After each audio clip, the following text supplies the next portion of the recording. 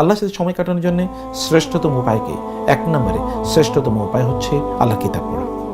আপনি যতই আল্লাহ কিতাব পড়বেন, আপনি ততই আল্লাহ কিতাব, আপনি পুরো কোরআন খতম করার চেয়ে আপনি একটা আয়াত, একটা শব্দ নিয়ে অনেকক্ষণ চিন্তা করুন, দীর্ঘক্ষণ চিন্তা করুন, তার চেয়ে অনেক অনেক বেশি উত্তম।